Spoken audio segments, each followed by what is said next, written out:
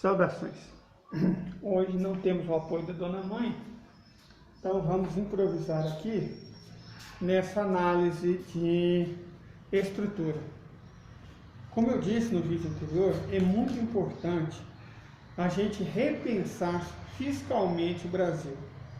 Eu disse e repito que enquanto a Lei Candir não for abolida, a gente não tem perspectivas reais de se reindustrializar. Quem está falando o contrário está mentindo.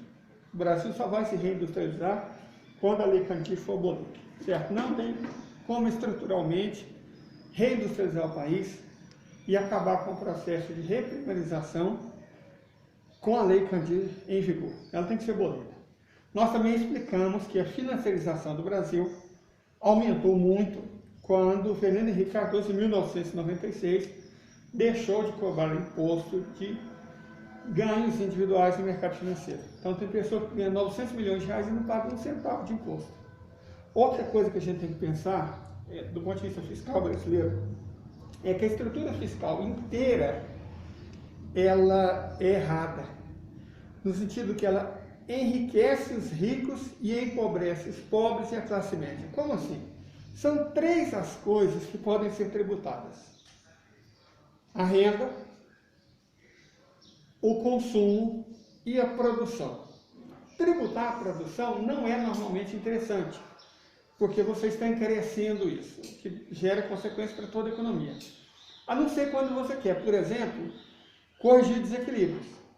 O Brasil, por exemplo, pode muito bem começar a tributar o agronegócio, tributar a mineração, caso eles vendam in natura, certo? Igual já vem fazendo. A Lei Candir faz exatamente isso, só que no contrário. Ela não tributa quem exporta in natura, quem vende só a semente, quem vende só a pedra. Se você vende para o exterior, fazendo emprego, renda, imposto, desenvolvimento, salários, em outros países você não paga imposto. O que deveria ser feito é exatamente o contrário. Você faz o seguinte: ó, se você quer exportar soja em grão, exporta, mas o imposto vai ser 10%. Agora, se você industrializar, é 5%. E se você beneficiar, industrializar, fazer uma coisa bem feita, é 0%. Aí sim, quando você exporta produtos industrializados, aí você pode colocar líquidas muito baixas ou nulas. Exemplo, o Brasil vende a pedra, o gato, se vocês estão prejudicando a filmagem, bichinhos, dá um fora daí. Gente, perdão, os gatinhos. Por exemplo, o Brasil não cobra imposto nenhum de quem vende só a pedra do minério de ferro, certo? Imposto nenhum. Só fica no Brasil, não fica o imposto, só fica no Brasil o buraco e o desmatamento, e o dano ambiental e ecológico, correto? Agora, pode fazer assim, ó, quer exportar minério de ferro? Exporta, mas o imposto é 20%. Quer exportar, transformar em aço, o imposto cai para 5%.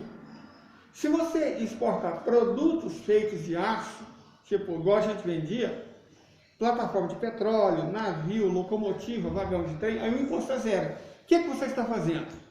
Você está incentivando o desenvolvimento industrial, a industrialização daquele produto. Aí faz muito sentido esse tipo de tributação. No Brasil, essa forma de tributação tem sinal invertido e valoriza quem não gera emprego, renda e desenvolvimento no país, graças a Fernando Henrique Cardoso e a Lei Candir. Vamos falar de outra forma de tributação, a renda.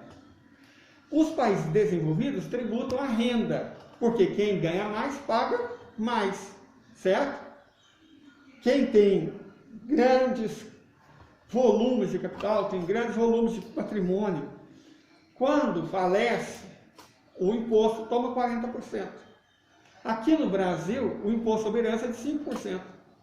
Isso favorece o acúmulo, geração após geração, de patrimônio na mão de poucas pessoas.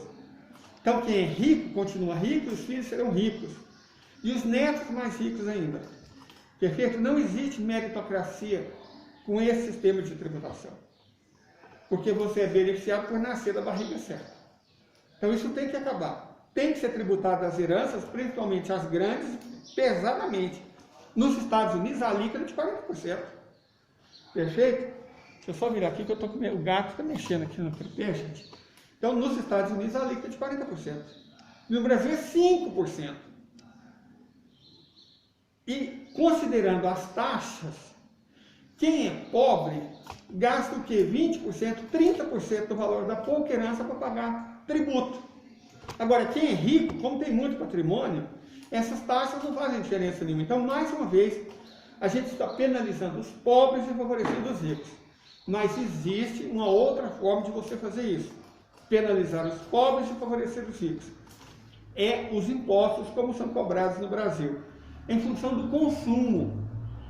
Quanto mais pobre uma pessoa é, maior o percentual da renda que vai gastar com o consumo. Uma família pobre gasta virtualmente 100% da renda no consumo, porque ela tem que viver, ela tem que comer, ela tem que vestir, ela tem que tratar da saúde, ela tem que dar educação para os filhos. Então ela vai gastar tudo consumindo, ela não vai poupar, ela não vai investir. Quanto mais rica uma pessoa é, mais ela poupa, mais ela investe. Qual que é o imposto sobre isso? Nenhum. Então o Brasil tributa o que mais prejudica os pobres, que é o consumo, e não a renda. E pior, a renda tributada é a dos mais pobres. Veja, hoje quem ganha R$2.000 paga imposto de renda. Isso é uma insanidade. E quem ganha R$5.000 paga a mesma alíquota de imposto de quem ganha R$1 milhão por mês. Então você está penalizando pesadamente os pobres, penalizando a classe média, e os ricos saem incólumes. O sistema tributário brasileiro está totalmente errado. Se a pessoa quer falar que vai melhorar o país, ela tem que falar primeiro em ajuste fiscal. Tem que simplificar os impostos. Não tem que simplificar impostos, isso só não resolve. O que vai resolver é começar a tributar a renda dos ricos, não dos pobres. Começar a tributar a produção que gera emprego, renda em outros países, não no nosso. Perfeito? Deixa eu dar um exemplo. Essas pessoas meio desonestas, tipo aquele burrico com o nome de bicicleta e outros otários, falam, nossa, é tão barato comprar nos Estados Unidos, que eu vou comprar nos Estados Unidos aqui, o imposto é muito alto. Não é que o imposto é muito alto. O problema é que os americanos tributam o quê? A renda. E aí o consumo fica barato. O que o Brasil faz? Tributa o consumo. Por isso aqui as coisas são mais caras do que lá. Não é que o imposto aqui é mais alto, é que o imposto aqui é cobrado do pobre. E pobre consome. Vocês acham realmente que um Rothschild está preocupado com o preço de videogame? Vocês acham honestamente que o Bill Gates está preocupado com o preço de videogame? Quando você tributa o consumo, que é o que eles fazem no Brasil, o item de todos os bens consumíveis, de todas as mercadorias, vai subir. Claro que vai subir. Aí não é porque o imposto é elevado, é porque ele está tributando você, classe média, que acha que é rico, mas não é, bebê. Quando está falando de imposto sobre grandes fortunas, não está falando sobre o seu Corolla, não, tiozão. Você tem um iate? Você tem um helicóptero? Você tem um jatinho? Se você não tiver, você não é uma grande fortuna, tá? Alecrim dourado. Bom, mas existe... Nossa, mas o gatinho hoje está terrível. Mas existe outra questão que eu quero falar aqui. Além dessas questões nacionais, internas, nós temos essas aqui que são internacionais. São questões internas. O sistema tem uma estrutura e o Brasil está imerso nela. Quando eu estou falando de sistema, eu estou falando de capitalismo, tá? Capitalismo financeiro. Ok, quais são os pilares do capitalismo financeiro? São esses aqui. Pilares do capitalismo financeiro. Primeiro, sistema Bretton Woods, criado pelos Estados Unidos ainda antes do fim da Segunda Guerra Mundial. Dólar como moeda de reserva. Os Estados Unidos podem simplesmente imprimir e contabilizar dólar, já que a moeda não tem lastro. Com isso, eles podem comprar o mundo. E fazem isso.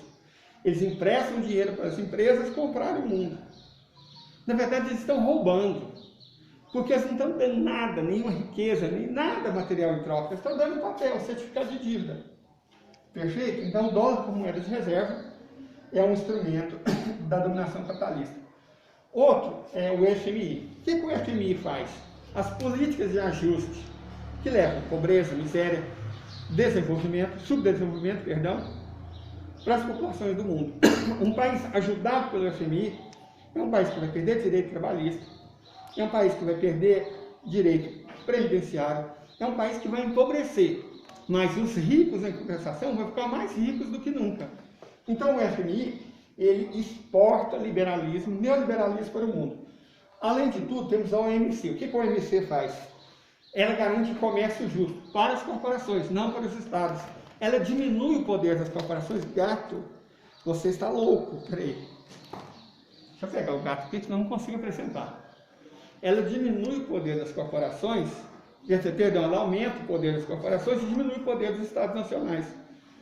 Com isso, os estados nacionais, que podem ser democráticos, não têm poder nenhum e as corporações fazem o que querem. Perfeito? Vamos falar sobre isso daqui a pouco. Também tem o sistema SWIFT. O que é o sistema SWIFT?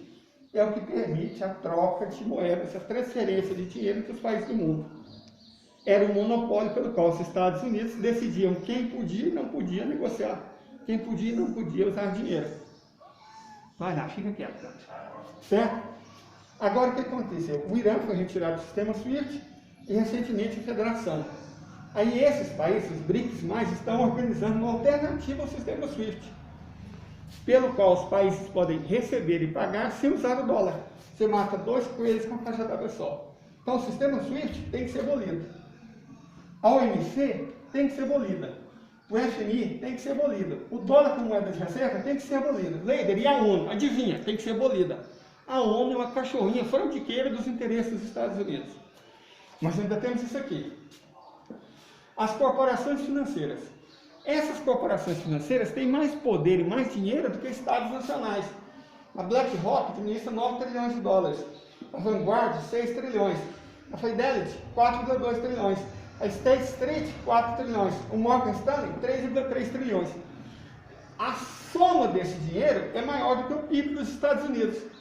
E eu pergunto, esse dinheiro existe de verdade? Não, é dólar contabilizado, ele não está lastreado em riqueza. Mas é através dessa grana contábil que essas grandes corporações fazem o que querem no mundo. Então o mundo não tem democracia. O mundo é administrado por esses 7 gestores de fundos, todos eles americanos, que fazem com o mundo o que querem. Então, enquanto o dólar for moeda de reserva, todo esse sistema vai fazer do mundo o que quiser. Isso é que é globalização. Caso alguém pergunte, o que é globalização? É isso. Por que está tendo um conflito na Ucrânia? Porque os países socialistas industriais, eles querem acabar com essa mamata que o Ocidente tem. Certo? Agora, enquanto a minha querida mãe vai desligar a live, não é uma live, né? A gravação, eu despeço a vocês e peço que vocês se inscrevam no canal, compartilhem e curtam, ok? Muito obrigado e até a próxima.